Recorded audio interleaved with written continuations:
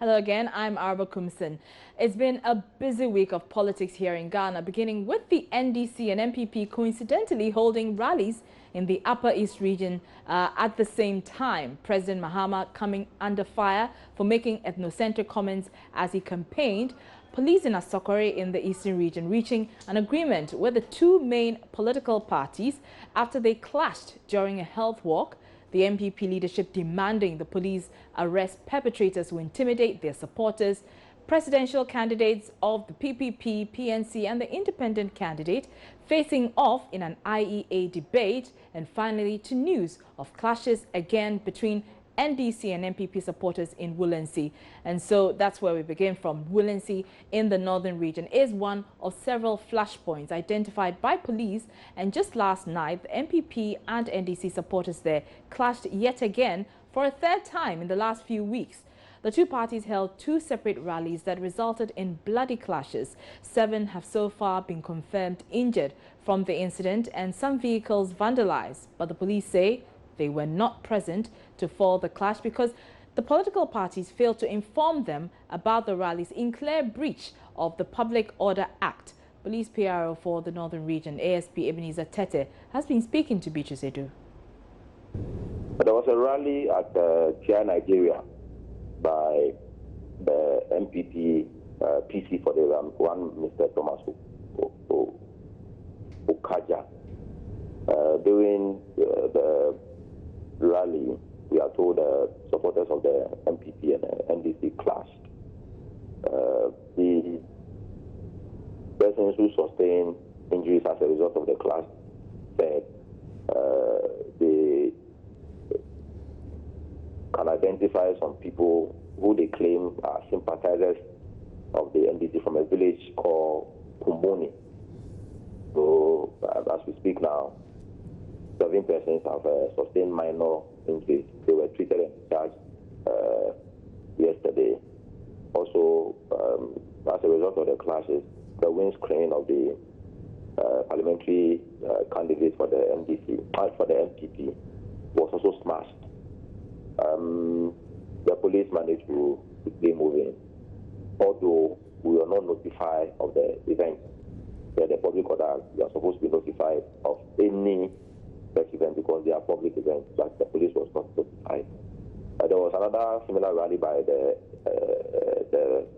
parliamentary candidate for the NDC in another village. That's one too. The police was also not notified. So what is happening is that the political parties or the organizers of some of these rallies are going on their own, and the public orders, they are not informing or notifying police about the activities for the police to also plan and provide adequate support for them. What actually triggered the clash? We cannot tell for now. As we speak now, we have not been able to pinpoint exactly what might have occasioned the clash. And that is subject matter of investigation. What is the security situation there now in the community? As we speak now, calm as, with So let's get a better understanding of the situation from the perspective of the two parties. We are joined on the line by the NDC's Woolensee Constituency Secretary, Emmanuel Asangma Kojo, and the MPP's Northern Regional Secretary, Sule Salifo, I beg your pardon. Good afternoon and many thanks for your time, gentlemen. Thank you. All right, let's start with you, Mr. Sule Salifo. You're with the MPP. The police say you didn't notify them about this rally. Did you or did you not notify them? You see, usually all the political parties notify the police when we have major rallies. Major rallies like the regional rallies and constituency rallies. But anytime you want to get into the hinterland, small communities about 100 or 50 houses, usually the political parties don't notify the police, and that has not just started. That has been the practice here, and the police have never complained about it. But the most important thing is that this is the second time this attack on the MPP has taken place in Woolensee, and we expect the police to stop this blame game of they have not informed us and us. Usually when thieves go to steal, they don't inform anybody. But when they steal and the police get to know, they arrest them. So they should arrest the perpetrators. Because, see, the NDC has, adopted a strategy of intimidating people and harassing people in the region. For instance, Joe FM, Ismail Mensah connected myself and the regional minister who is running for the Walwala state. And in fact, his brothers humiliated and attacked, wounded our party people in Walwala. In Yagba Kubor, the same thing happened. Okay, Mr. Salifo, let me come in here for a minute. Let me come in here for a minute. So, how did the clashes start? I want to understand from your point of view how it started. Our supporters and the parliamentary candidate went to a village to conduct some house to house and to address a mini rally there. Then on their way back towards the MP's hometown, a group of young men accosted them and beat them up and wounded them. As we speak, not even one person has been injured from the NDC side because our people were on a peaceful mission. They were not armed and they never provoked anybody, but they were attacked. Because they were not prepared for any attack, they didn't have anything to defend themselves. So they were just beaten mercilessly and wounded. And even yesterday, when they went to the police, the NDC had not made any complaint to the police. If the NDC even makes a complaint to the police, that would be an afterthought. Let's get that reaction from the NDC Wulensi secretary himself. He's on the line as well. So tell us, from your perspective, how did this start? And have you reported the matter to the police? Thank you very much, madam. In fact, I am taken aback concerning the statement just made by Mr. Sule. I wonder if he's been following incidents that are occurring in Wulensi. They started it all at a place called Overseas, at Igambo, when they attacked and vandalized our party pickup. In fact, and absconded with a laptop that was mounted to beef up our sound system. My sister, it took the intervention of soldiers and police to escort us out of that community at 11 o'clock in the night.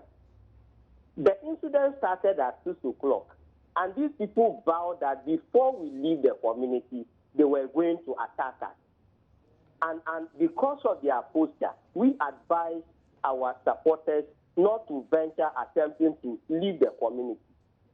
So in effect, we were quadron just restricted to the territory of our party chairman. It took the intervention of these armies to come in there and then blow their sirens, and people dispersed before they were able to take us out of the community. We reported the matter to the police, but we indicated that this is a political season. We do not want any arrest because it will affect our political fortunes. And for some of us as the leadership of MDC, we're expecting that the MPP and his candidate would have come forward to say that, look, what has happened? These people are supporters who did that. Let us forget about what has happened.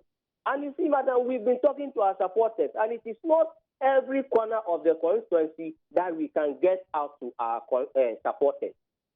Now, they know. Time. I beg your pardon. This is the third time that there have been clashes between your supporters and the supporters of the MPP. Listen, my sister, it is not the third time that our supporters have attacked the MPP supporters. They attacked us at Overseas Igambo. They attacked our people at Napaili when they attempted making a shed to sit under the shed. Okay, let me clarify. I was saying that this is the third time. Listen, madam, let me land. Please. Okay, all right, go ahead. Don't cut me short. They attacked our supporters, vandalized the things that they had started erecting. They went to the chief's palace. When the judgment was passed, they said they were not satisfied that the chief was backing the NDC people. Now, when these people who did that were arrested to the police station, they came threatening they were going to burn the police station, and the police had to release these people. My sister, what behoves on us to do? And you know that this is our parliamentary candidate's stronghold, his hometown area. We have not resolved this issue, and you are going into his territory to go and campaign. What do you think would have happened? Just So ask at yourself, leaders, what do you think would have happened? okay, I think I get a sense of what you're saying. Stop them. Listen.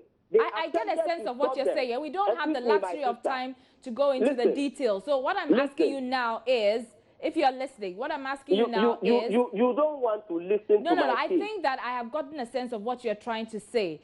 The point has been made, and we don't have enough time to go into the nitty-gritty, the details. So I'm asking you this. With about 11 days to go for the general elections, what are you, and I'm talking about the leadership of the party in that region, going to do to forestall some of these violent incidences that we're seeing? My sister, I am saying that my brothers in the MP, let's sit down.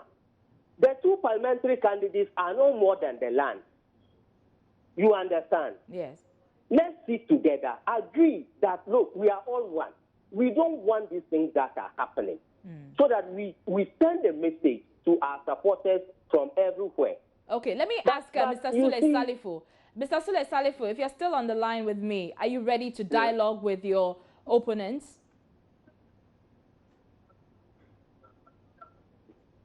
Look, madam, I'm sure my constituency secretary has admitted, you're the constituency secretary for the, can he let us have some distant discussion? No, we are listening to you. You're on the line. We are listening to you. You want to dialogue with people and you don't want me to speak. How can you dialogue with people when you don't want to let them speak? Mr. Salifu, you're on the line, so please speak. Now, you have the floor. Let me say that the constituency secretary has admitted that the NDC people attacked our people in the village.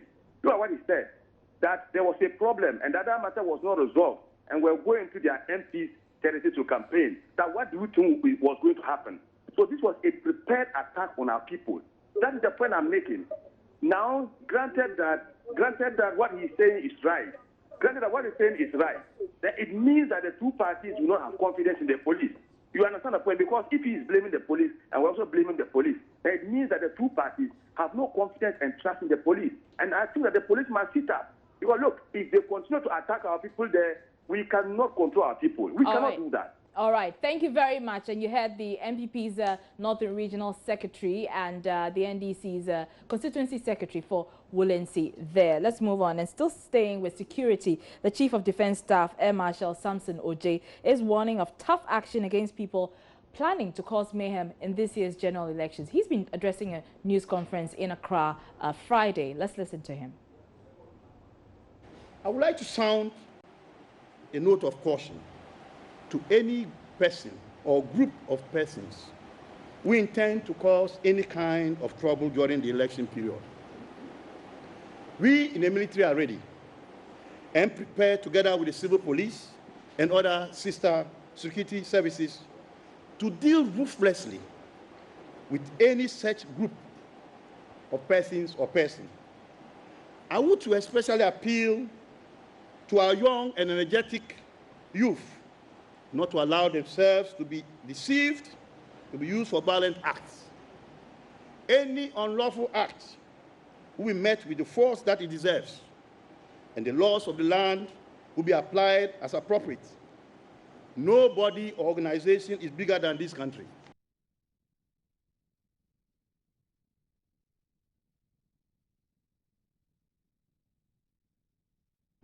You're still watching the Election Brief here on your Joy News channel on Multi TV. We're taking a short break. We'll be right back.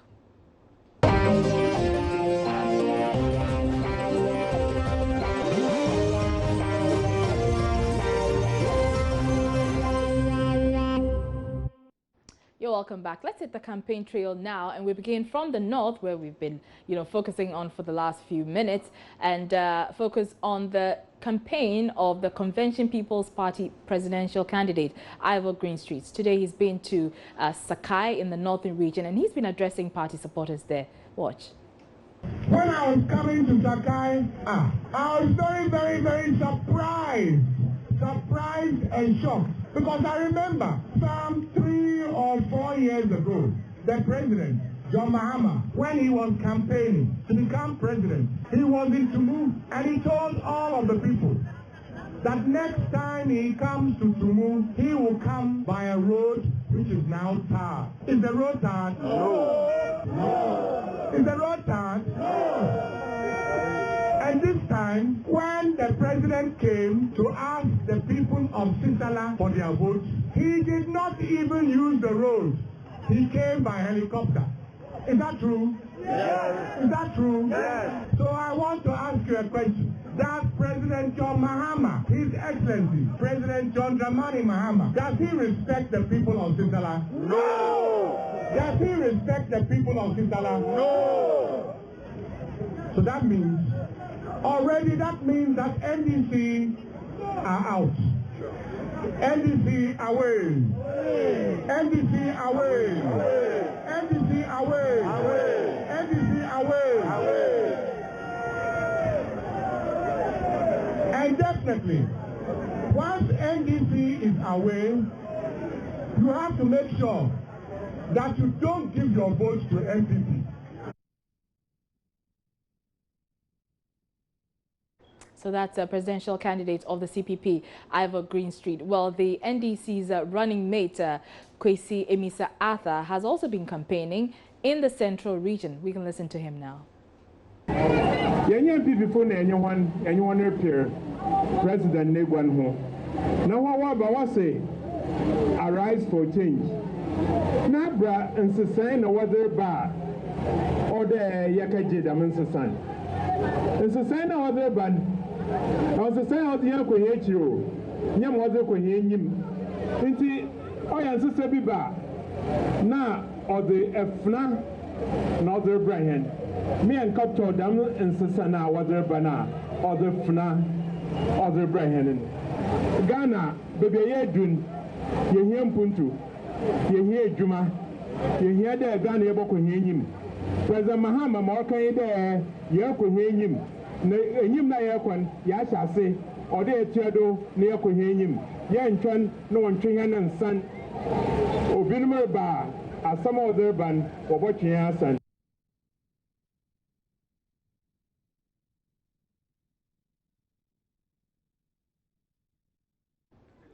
Well, speaking of security and the elections, security agencies in the Upper West region have been showcasing their preparedness for the elections. We can get details from Upper West correspondent Rafiq Salam, who joins us on the line. Rafiq, bring us up to speed on what the security agencies were doing earlier today.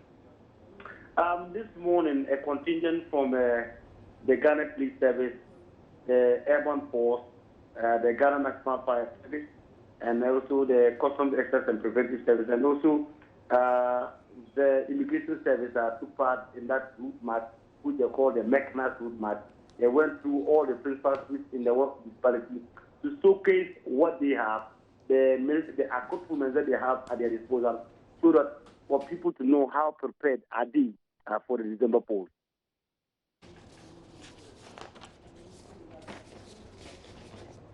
All right, many thanks, Rafiq Salam, bringing us that update on the security agencies in the Upper West region showcasing their preparedness for the elections on December 7th there. And we had promised to bring you an update of the last of our Joy Ballot Box series, which is happening in the northern regional town of Tamale today. And unfortunately, we cannot bring you that, but in our subsequent bulletins, we will be bringing you that.